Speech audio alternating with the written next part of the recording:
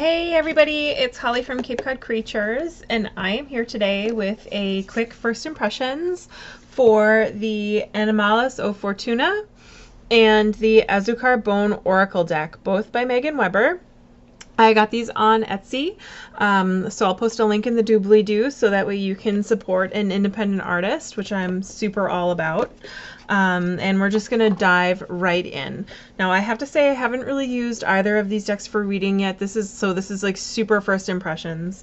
So to start, the boxes are pretty decent, I have to say. They're a chipboard, so they're not like a paper tuck boxy, what have you. But it's not as thick of a cardboard as I've seen in some other independent printings, but certainly not as thin as I've seen either. The one downside I will say, and I don't know if it's because I haven't used it a lot, but this box is kind of really hard, like the bottom is really hard to get out of the top. So especially when it's all the way in there. So I feel it would probably be in your best interest if you get this deck to put a piece of ribbon all the way around so you have kind of like a handle to pull this out of this without having to dig your fingernails in and ruining the box. Okay, so you open it up and the first thing that you see is this cute little guide. There's a little foreword by Siobhan Reedus of Red Light Readings, and you get, let's see, it just has quick little blurbs about each card. There's nothing too in-depth, but this is going to be your lifeblood to understanding this deck. The imaging, while beautiful, is not always intuitively, like it's not always in tune immediately with the traditional meanings of Rider-Waite, and it is kind of Rider-Waite based. This is not that you would see like the traditional Rider-Waite images in there, but the meanings are there. So this isn't what I would consider a deck. I wouldn't consider this to be a deck for a beginner. From what I have used it for and from what I have looked through, I've struggled a little bit.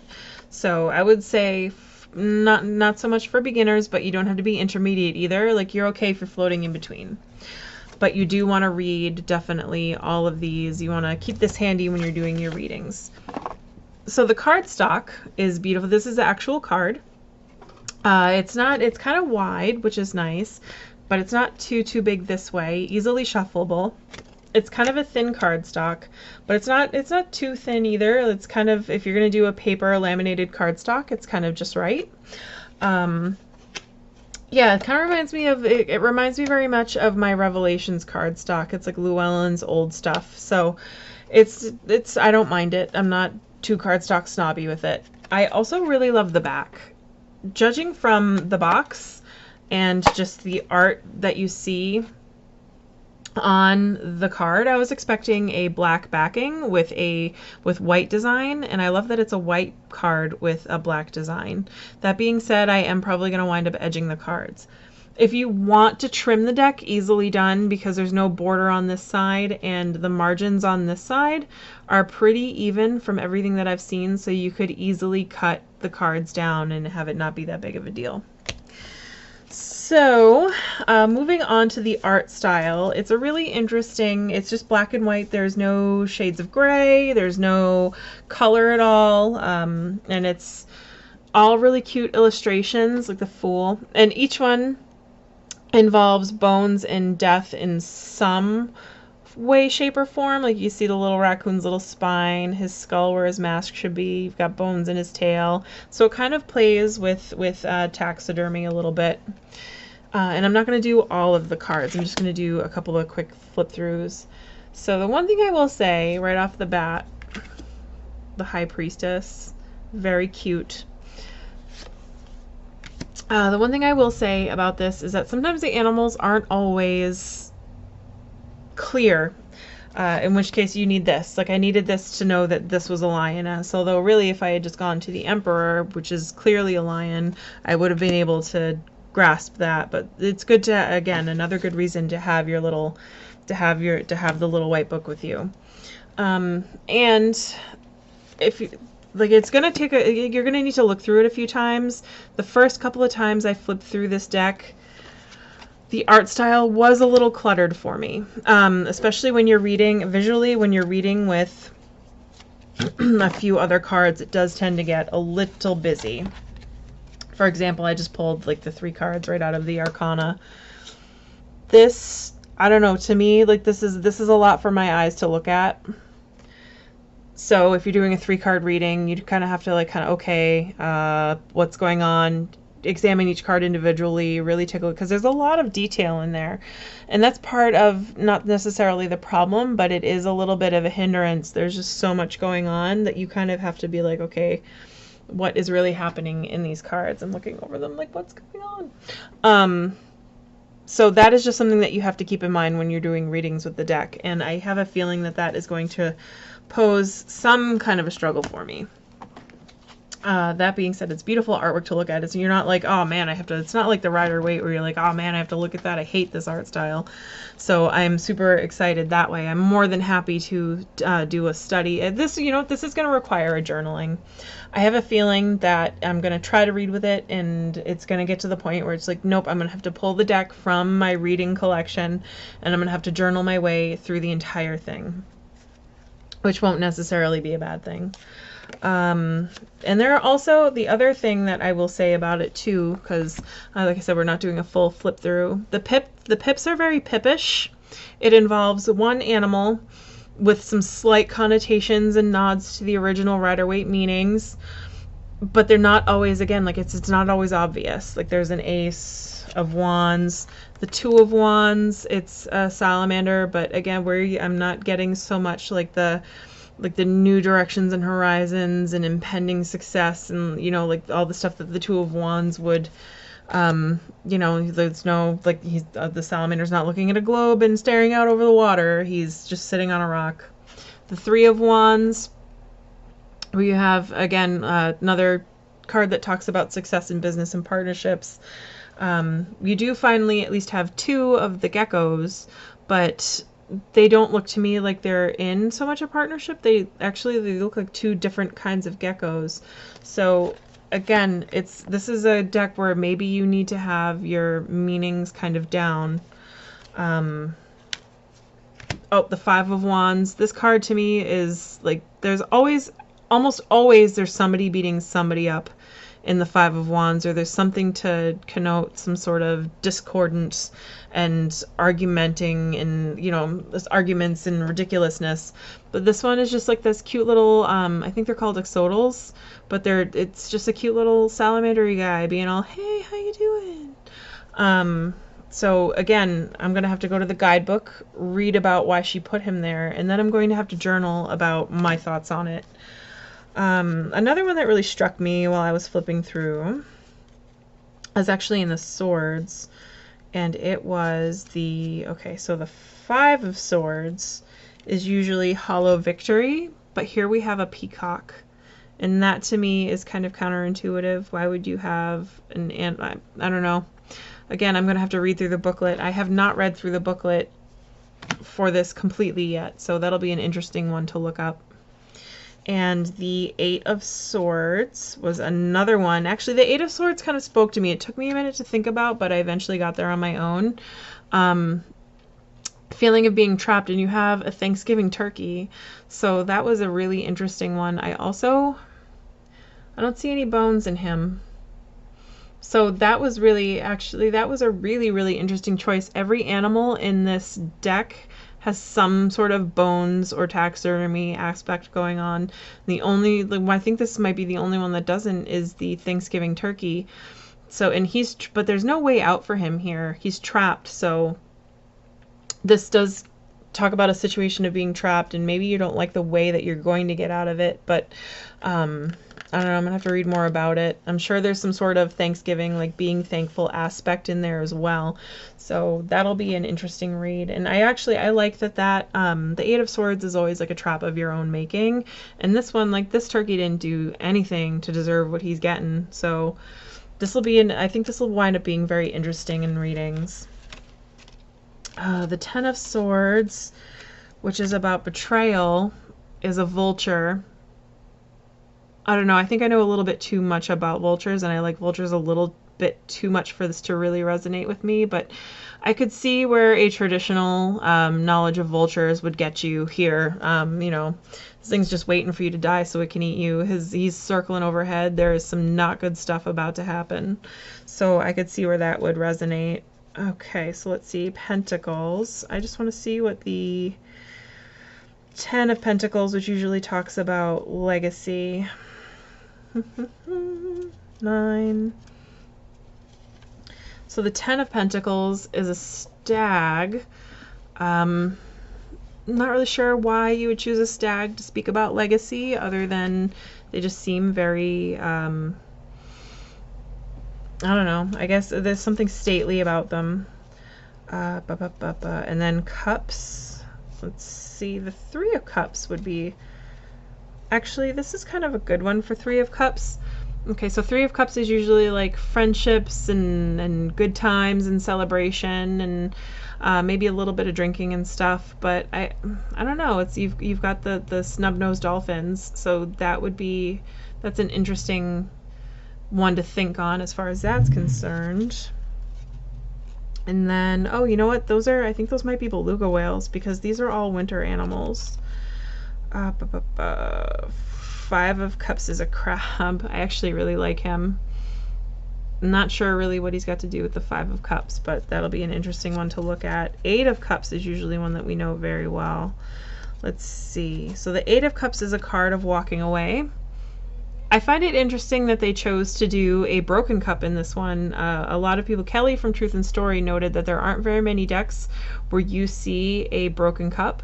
I don't so much get that. I see where there's like nothing left for you here, because it's an eel in a cave. It's a skeletal eel. There's nothing really much going on, but I don't know. So I guess like this doesn't say walking away to me, though. This doesn't say like being sad and leaving a situation. Like, it's your choice that you're making. But let's see. So 7 of Cups. 7 of Cups is chaos, but it's a starfish. I always like the decision making and the chaoticness of the 7 of Cups, and I'm a little sad that these cups don't have anything in them. Let's see, what do we have? Oh, the 4 of Cups. That one's pretty.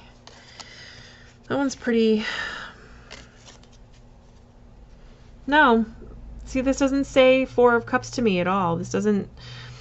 So yeah, it's going to be interesting to read why she chose these animals. I think that these animals are kind of the key to understanding this deck, and her thought process behind choosing the animals is the key to understanding this deck.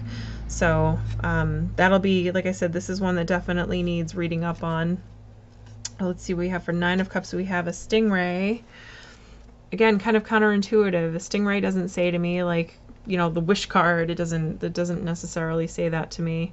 The stingray does say to me, though, I'm gonna murder Steve Irwin, and there's nothing you can do about it. So stingray kind of makes me very sad. I miss that guy. And then the 10 of Cups is like the happy family card. I think this one would have probably been better served if they had done like the little baby seahorses. Because I mean, you know, it's supposed to be about family and amazingness, so that would have been fun to do. But she only put 1 seahorse there, so again, it'll be interesting to read about. And the court cards are also gorgeous, but the whole key to understanding this deck is right here, and I just haven't read through it yet.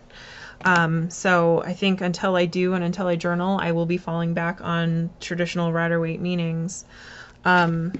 Okay, and then the other deck, because you can buy them, she has like a listing where you can buy both the decks together, and that's kind of really rad of her. The other deck is the Azucar Bone Oracle, which is, I forget what language this is in. I want to say Mexican, but I'm not exactly sure. It translates to sugar, so it's the sugar bone. So it's Sugar Skulls, Dios de los Muertos. And this deck is in color. So this is an Oracle deck. It's 25 cards, which I think is kind of small, but I would have absolutely loved to have seen this been like 35. If she had just done 10 more cards, I think it would have been the perfect size. 25 cards is not really that many cards for an Oracle deck. I've certainly seen less. There's actually one right now on Kickstarter that's like 13 cards long, and that is just not enough cards. But The artwork is beautiful. One thing I will say is at the top of every circle is the name of the card. So it says G-I-F-T here for gift. But she also includes the keyword down here because, and I think she did this maybe in retrospect because this is really hard to read. You would never, I don't think I would ever be able to pick up on it.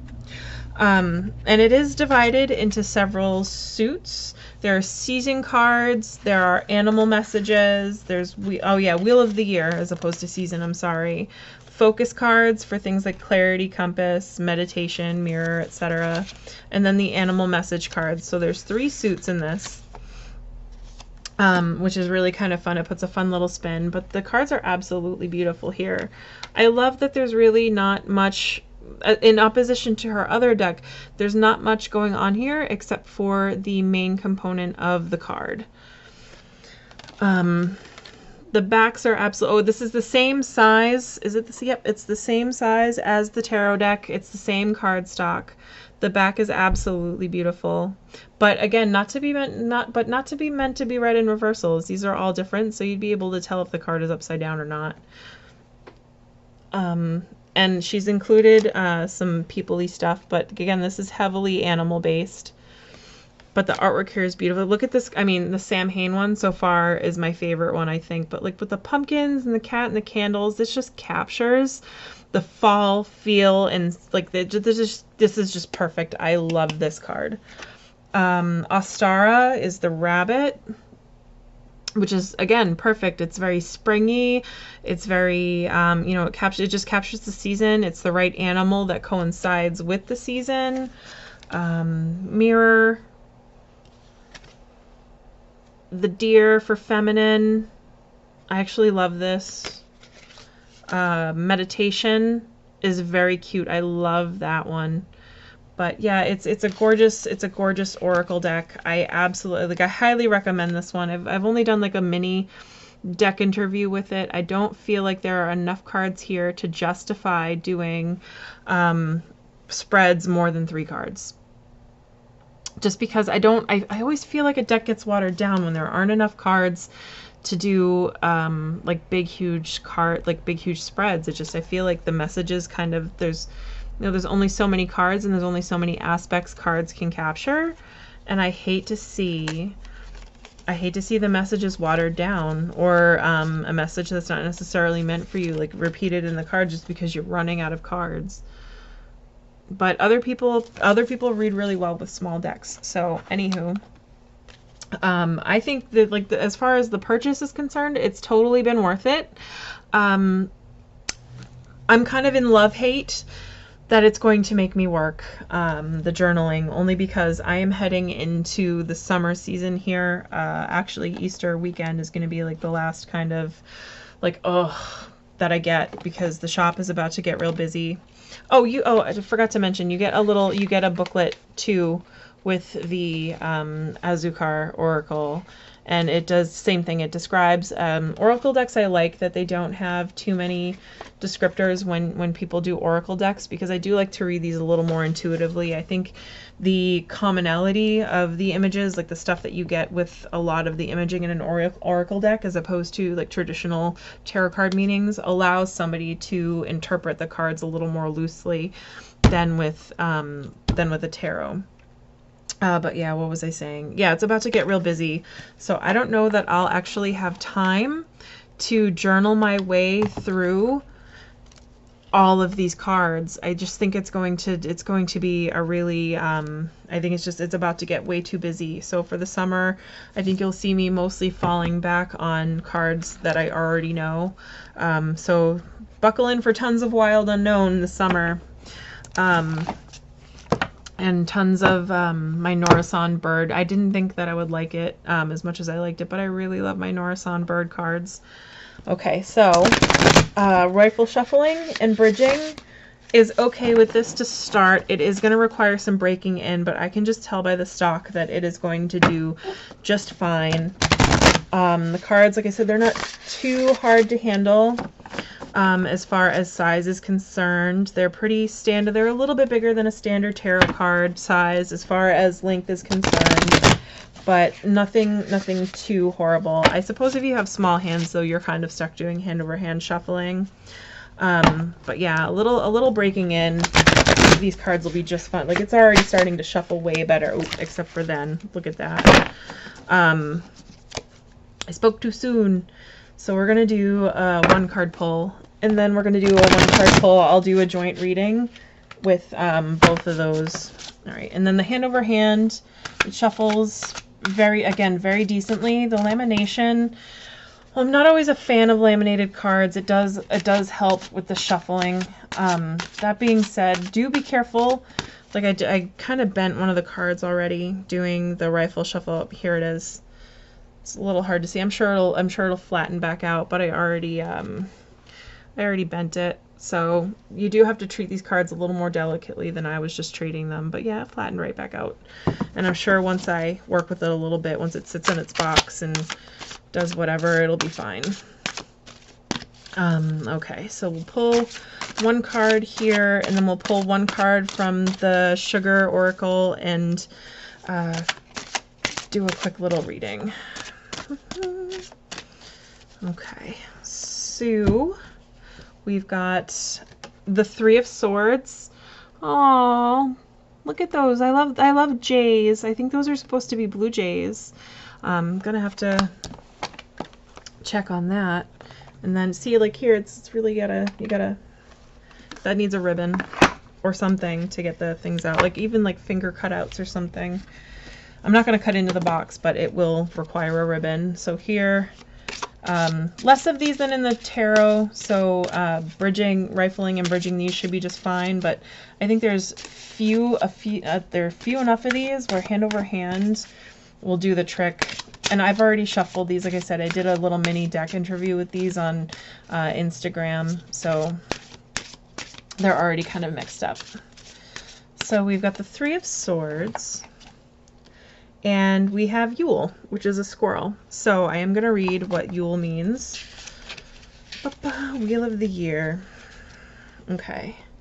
Yule represents rebirth of light and sun. Let this card help you remember that through the bleak and gray days, it will turn and the sun, it will turn and the sun will shine again. So this is all about like rebirth and getting kind of through dark times.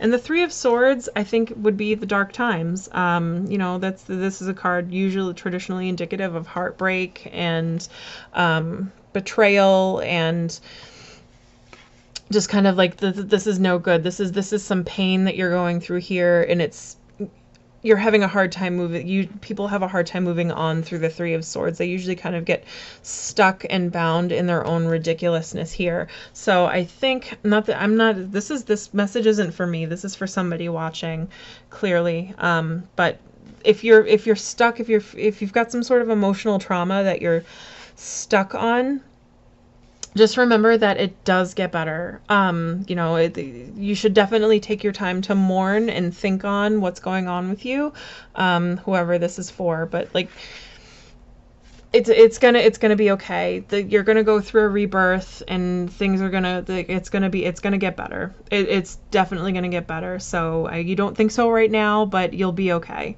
So I hope that whoever this message was for, this was helpful. But yeah, it's a great little deck. Actually, you know what? I kind of want to read what the Blue Jays are about. Do we all want to find out what the Blue Jays are about? Too bad you're finding out with me if you didn't. Loss, pain, or suffering.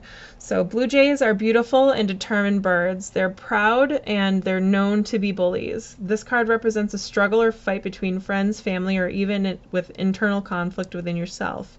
If a solution cannot be found, maybe letting go can allow healing to begin again. So yeah, I mean, clearly something has happened. You know, there's been a breakup or a fallout. Something is going on, and this is reminding, again, whoever this is for, I get a strong feeling this message is not for me, but it is for somebody who's watching. So just know that whatever's going on with this card, it might not be something that you'll be able to rectify. I mean, whatever this friendship or relationship is, this is over, but you know, you will move on. You'll be stronger for it. You'll be better for it, and then you will grow personally.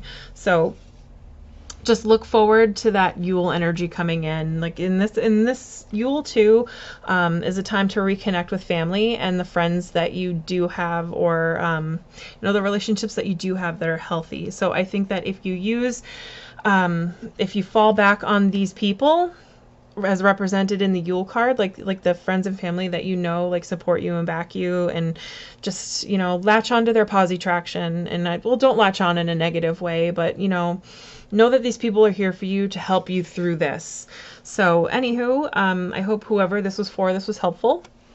And I hope that, I know especially Oracle of Arwen, she was looking forward to this review. So I hope that she absolutely loves, or I hope she gets what she needs out of this little first impressions walkthrough. And yeah, anyway, thank you everybody in the tarot sphere for watching, and definitely support Megan. Her art is absolutely beautiful. And thank you guys for watching. Happy reading.